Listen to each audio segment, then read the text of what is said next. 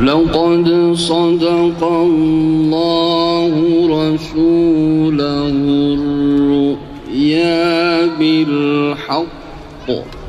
رهبت الله أكبر الله أكبر الله أكبر محمد رهبر.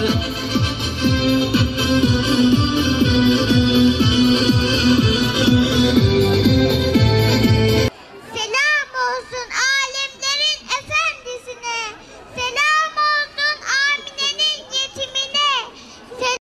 Esselamu Aleyküm ve Rahmetullahi ve Berekatuhu.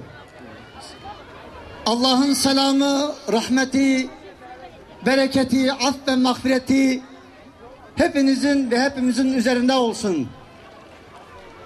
Değerli, kıymetli peygamber sevdalıları, Muhammedi aşıklar, hepiniz hoş geldiniz. Allahu Teala sizden razı olsun. Sizin ücretinizi, ecrinizi kat kat versin inşallah Teala. ise onu anlamak bu işin ruhudur ve şuur halidir. Aziz Müslümanlar, Efendimizin sevgisinde bir problem yok. Milletimizin imanında ve mayasında kıyamet gününe kadar peygamber sevgisi mevcuttur ve mevcut kalacaktır. 5 milyondan fazla insanın memleketimizde adı Ahmet, Mehmet, Mahmud ve Mustafa'dır. Ayşeler, Fatmalar, Amineler, Halimeler ve Hatice'dir.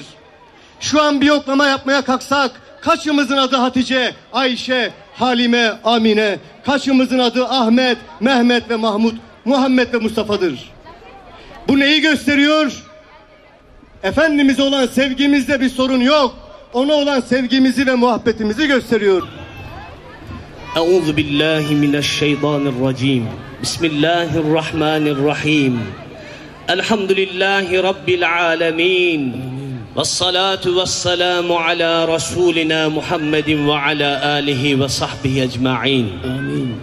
Subhaneke la ilme lena illa ma allamtana inneke entel alimul hakim. Ve'fu anna ya kerim. Ve'fu anna ya rahim. Veğfir lana zulubana bifadlike ve cudike ve keramike ya ekremel ekremin.